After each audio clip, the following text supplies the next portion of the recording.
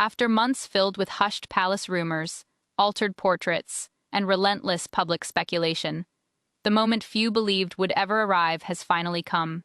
Princess Catherine has broken her silence at last. Her voice, calm yet threaded with grief, echoed through the royal grounds, stunning both the monarchy and the nation. What she revealed went far beyond heartbreak.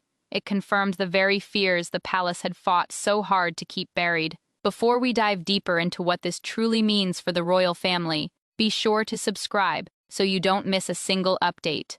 The doors were never meant to open. Inside a room, sealed tight, soundproofed, and shielded from the press. Only a select few were present, trusted aides, senior courtiers, and chosen members of the family. Yet what unfolded within those gilded walls would resonate far beyond Buckingham Palace. Princess Catherine, poised but visibly under strain, stood before them and began reading from a handwritten statement. The tension was palpable.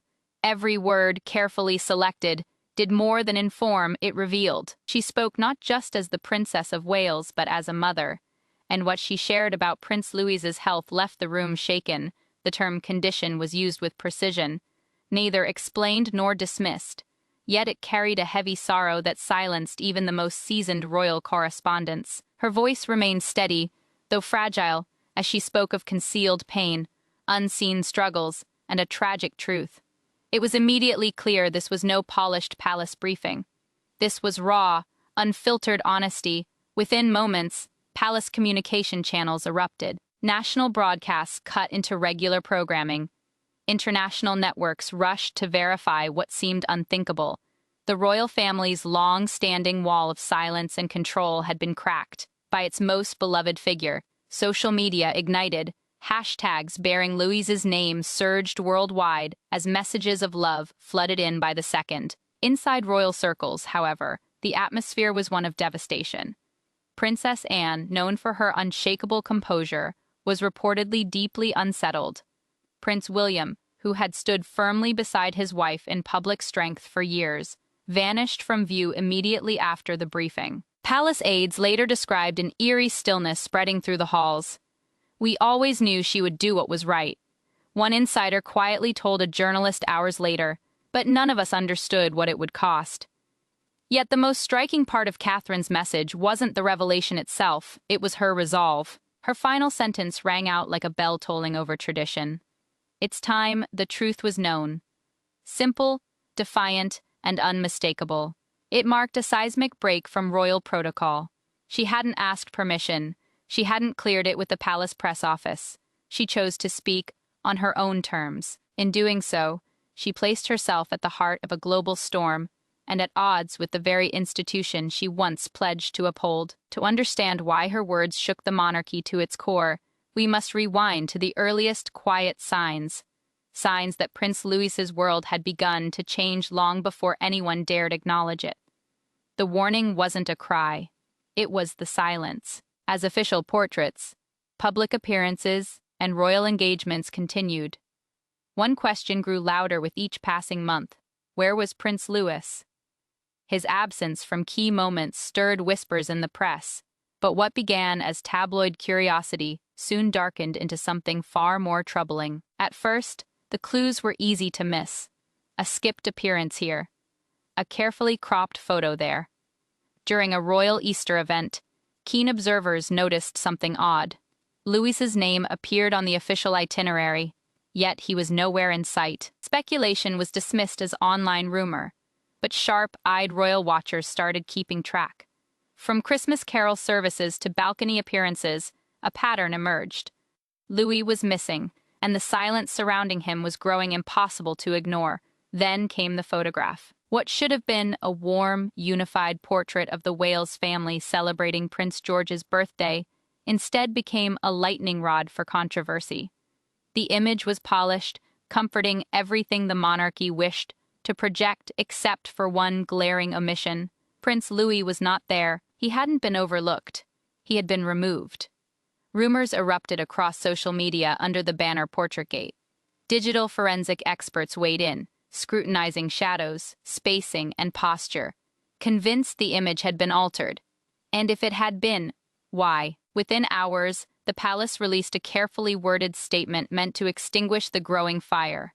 Prince Louis is enjoying a quieter period at home, it read. But the wording only intensified suspicion. What kind of quiet time removes a child from his own family portrait? And why did it begin now? The public wasn't appeased. The press remained unconvinced. And behind closed doors, tension inside the palace began to rise. It wasn't merely Louis's absence that troubled observers. It was the contradictions. Leaked versions of royal schedules revealed that Louis had originally been slated to attend several engagements, only for his name to quietly vanish from later revisions. Aides close to the family started voicing unease.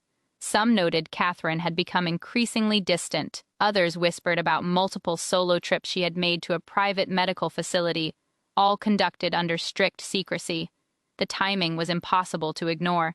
Those visits coincided precisely with Louis's disappearances from public view.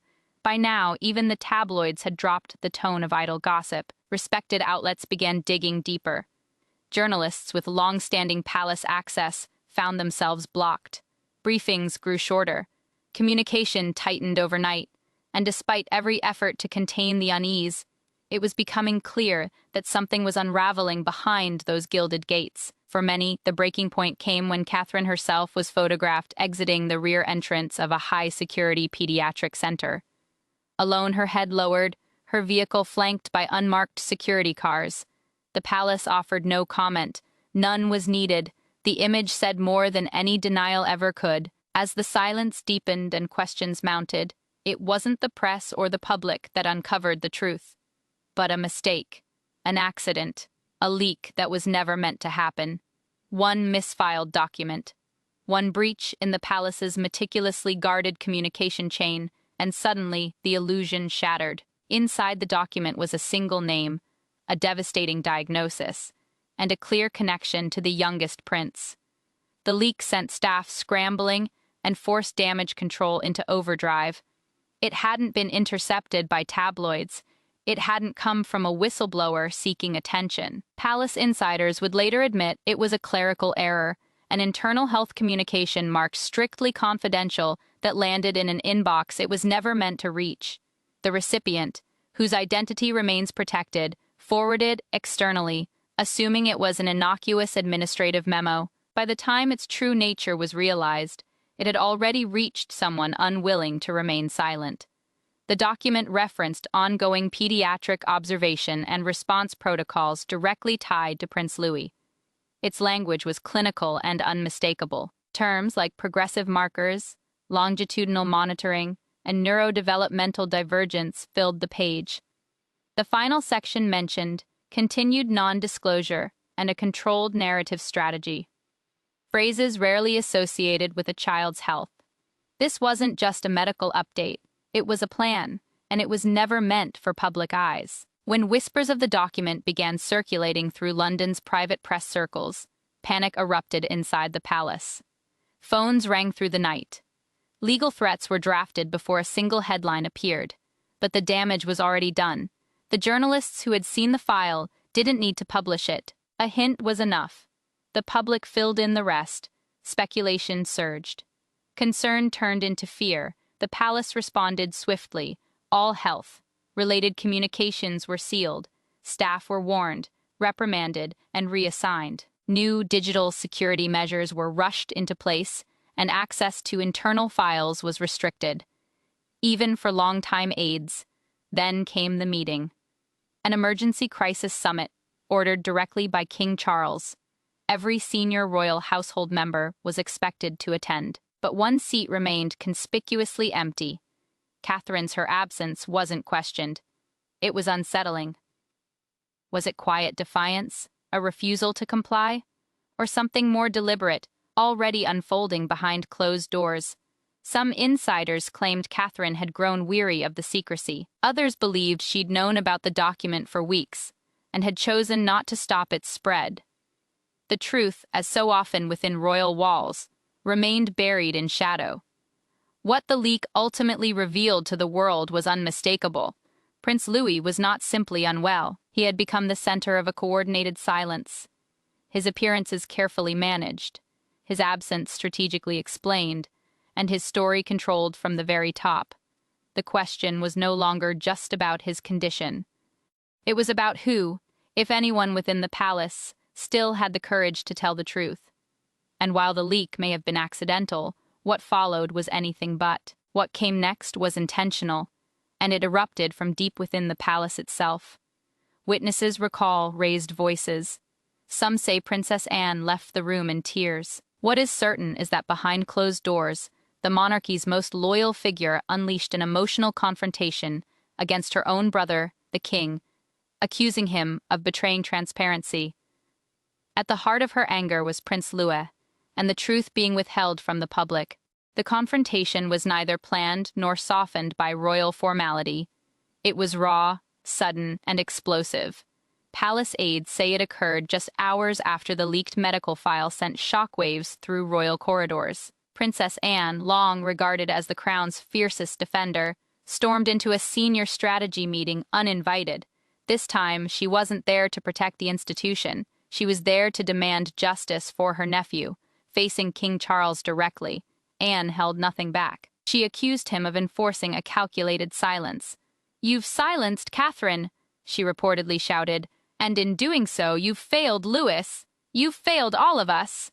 Those in the room were frozen. Anne's legendary composure shattered before their eyes. She slammed a folder onto the table, her own copies of the leaked documents, and demanded to know who had sanctioned the cover-up.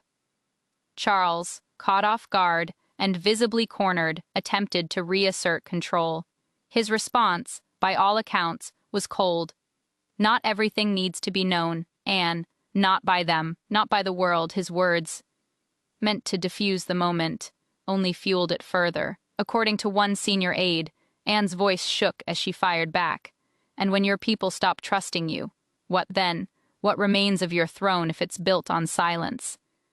The room reportedly fell into stunned stillness. Advisors exchanged uneasy glances, unsure whether to intervene or retreat. The exchange had moved far beyond protocol. This wasn't political tension, it was personal. A sister confronting a brother she believed had lost his moral compass. In that moment, Anne wasn't acting as a royal, she was acting as a woman who had reached her limit. Shortly after, Anne exited the meeting without another word. But the palace buzzed in her wake. She was later seen leaving a private corridor, her face streaked with tears. Some claim she went straight to Catherine's chambers. What was said behind those doors has never been confirmed, but when Anne emerged, she looked transformed. The fury was gone. What remained was quiet determination. It didn't take long for the message to ripple through royal circles. Princess Anne, always loyal, always discreet, had chosen a side, and the side she chose was the truth. Multiple sources later confirmed she urged Catherine to speak. "Do what you must," she reportedly whispered, "or they'll never let you say it at all." What no one realized was that Catherine had already begun preparing something final, irreversible, and deeply personal, hidden in a private drawer beneath layers of family photographs. Aides later discovered a handwritten letter, one Prince William was never meant to see. Written with restraint and sorrow, Catherine's words revealed not only her anguish, but her resolve. The era of silence was ending. This letter was both her confession and her warning.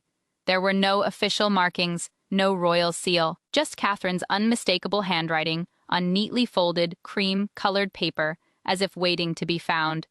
It surfaced by chance during a routine reorganization of the couple's private quarters at Kensington Palace. The drawer was rarely opened, its contents deeply personal. At first, aides assumed it was an old note, until they read the opening line, "If you are reading this, then I never found the strength to say it aloud." What followed was a flood of grief, guilt, and fierce love. Catherine poured her heart onto the page, revealing the full reality of Louis's condition, how long she had known, how relentlessly she had fought in private, and how profoundly alone she had felt.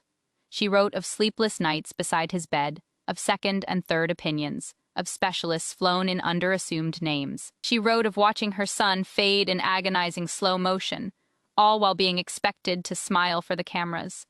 William was never blamed. In fact, Catherine praised him, calling him the pillar we all lean on. But but she also revealed his breaking point. In the letter, she described how William had been unraveling in private, holding royal composure in public while quietly drowning behind palace walls. She wrote of his shaking hands, his sleepless nights, and the way he would sit beside Louise's bed long after the boy had fallen asleep, simply to feel close to him. Yet even William, strong as he was, had ultimately deferred to the machinery of the monarchy. Aides who read the letter said it wasn't written to provoke reaction. It wasn't a plea for help. It was an act of legacy. One line in particular shattered everyone who read it. "He is slipping away, and they want me to smile." It captured the unbearable weight Catherine had carried, the impossible demand to remain composed as her world collapsed. The letter reached William days before Catherine's public statement. He was at Sandringham when he read it, sitting alone in the very place where he had once played as a carefree child. Sources say he remained there for hours, unmoving and silent. Food was brought and left untouched. When he finally emerged, his face was drained of color, his expression empty. There was no confrontation, no argument, only understanding. And in that moment, everything changed between them. William stopped resisting Catherine's instincts. He stopped fighting the palace strategy. He stepped aside and allowed her to speak. Because the letter was more than an expression of pain, it was a final appeal for truth. Still, the royal image was meant to be preserved, until an unexpected figure intervened in a way that upended tradition. No one anticipated it. After years of distance, scandal, and silence, it was Prince Harry, estranged and controversial, who made the call that stunned the monarchy. His message was brief and direct. "I know what it's like to be kept in the dark. Tell them." In that instant, alliances shifted, boundaries blurred, and the crown itself seemed to tremble. It began with a news alert. From thousands of miles away, Harry watched the media storm surrounding Louis unfold in real time. The headlines, the speculation, the sudden fixation on Catherine's movements. It felt painfully familiar. The same machinery that had once turned on him and Meghan was now bearing down on his sister-in-law and her child. But what unsettled him most wasn't the coverage. It was the silence. The same silence he had once battled. The same silence that nearly broke him. Harry bypassed official channels. He didn't alert palace aides. He picked up the phone and called Catherine directly. The call was so unexpected that Catherine hesitated before answering. When she did, Harry spoke quickly. Not as a prince, not as a rebel, but as someone who recognized the weight she was carrying. He told her he understood. He knew what it felt like to be shut out. Gaslit, told that silence equaled loyalty, and loyalty meant survival. What followed became one of the most closely guarded conversations in royal memory. For 37 uninterrupted minutes, Catherine and Harry spoke alone. No aides, no recordings, just two voices reconnecting through shared grief, different in form, identical in impact. Catherine listened without interruption, and when Harry finally said, "You have to tell them. They'll never understand if you don't," something shifted inside her. Back in Montecito, the call reportedly caused tension. Meghan, already estranged from the royal family, was said to view the conversation as a breach of boundaries. Insiders later described a strained exchange between the couple, with Meghan reminding Harry why they had left. But for Harry, this was never about reconciliation. It was about ending a cycle. In Louis's story, he saw a tragedy that echoed his own in ways he hadn't expected. Catherine would later describe Harry's words as the nudge I needed, a phrase that revealed just how close she had come to stepping back, and just how powerful palace pressure had been. This time, she wasn't alone. Someone outside the system had pulled her forward, not out of revenge, but because he understood the cost of silence. The call carried another consequence as well. For the first time in months, William picked up the phone. No aides, no intermediaries, just two brothers, shaped by time, divided by histories, speaking again. The conversation didn't heal every wound, but it cracked open a door that had been sealed shut for years. As unlikely alliances formed and internal resistance within the palace intensified, the next decisive move would not come from Catherine, but from the king himself. Just hours before Catherine's statement was set to air, King Charles made a last, desperate attempt to stop it. What he ordered was unprecedented. Some would later call it unconstitutional. His fear wasn't solely about the truth. It was about what that truth could do to the future of the crown. The directive was issued in secrecy. At 2:43 a.m., an encrypted order was dispatched from the king's private legal team to multiple arms of the royal administration. The subject line alone triggered alarm bells. Immediate containment protocol, Fay category red. The objective was singular, prevent Catherine from delivering her public address. The justification claimed she was emotionally unstable and acting against the institution's interests. In one calculated move, the palace attempted to strip her of credibility, undermining both her authority as a senior royal and her voice as a mother. Behind closed doors, legal advisors rushed to assemble a case that Catherine's statement posed a severe reputational threat to the monarchy. They even considered invoking a long, dormant clause, unused for nearly 70 years, that granted the sovereign power to suppress internal communications deemed dangerous to institutional stability. But even the most devoted advisors hesitated. This wasn't governance, it was suppression, and it was unfolding in real time. The pressure then turned to William. He was urgently summoned and urged to step in as the future king. The message from Charles's circle was blunt: stop Catherine before the damage becomes irreversible. But William, already transformed by Catherine's letter and Harry's call, refused. His response, according to those present, was chilling in its clarity. If this breaks the monarchy, then it deserves to break. As tensions reached a breaking point, one palace aide, angry, disillusioned, made a move no one anticipated. They leaked the king's attempted gag order to a senior journalist known for credibility and reach. Within hours, the story detonated across the media. Front pages screamed. Headlines like "Catherine silenced by her own palace and monarchy, moves to mute the princess." Public outrage ignited instantly. The hashtag number "Let Catherine Speak" trended worldwide in under 20 minutes. Celebrities, activists, former royals, and even foreign dignitaries joined the chorus. The palace, stunned by the scale of the backlash, stumbled. Statements were drafted, revised, delayed, and ultimately pulled. The royal press office went dark. Calls were shut down, appearances canceled, events postponed. Amid the chaos, Charles disappeared from public view, reportedly retreating to Balmoral under the guise of private reflection. Insiders understood the real reason: the king had lost control of the narrative, and with it his grip on the family itself. There was no containing it now. The dam had broken. The world wasn't just watching anymore. It was demanding answers. And Catherine, standing quietly at the center of the storm, did not waver.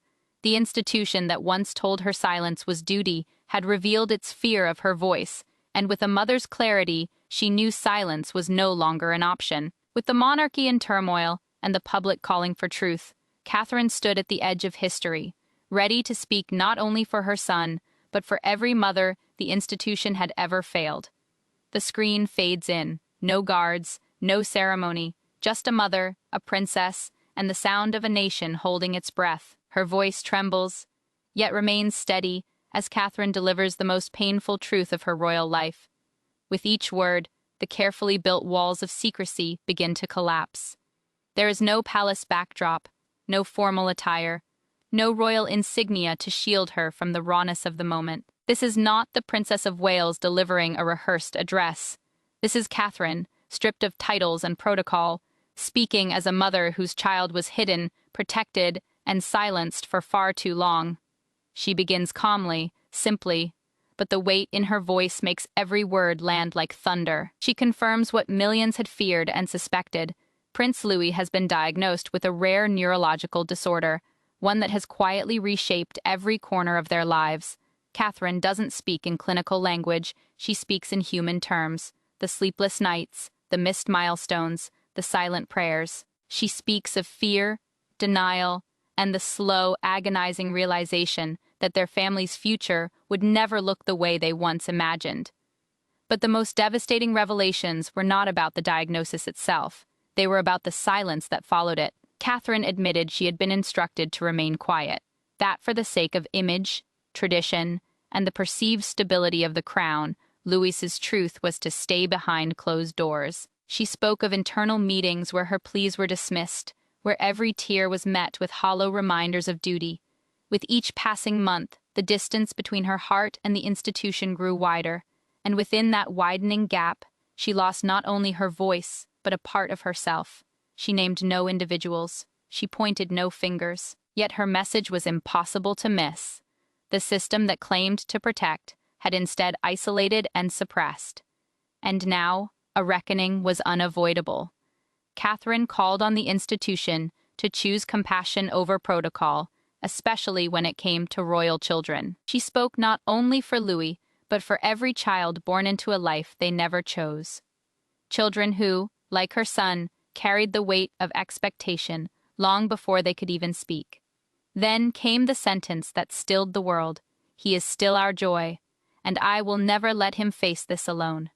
With those words, Catherine shattered the illusion of royal detachment. She reminded the world that beyond palace walls stood a mother willing to risk everything for her child's dignity. In less than 12 minutes, Catherine did more than address a nation. She transformed it. The reaction was immediate. The internet flooded with messages of support. News channels halted regular programming to replay the full address. Across the country and beyond, candles were lit, vigils were held, and people wept openly for a boy they had scarcely seen, yet now felt deeply connected to.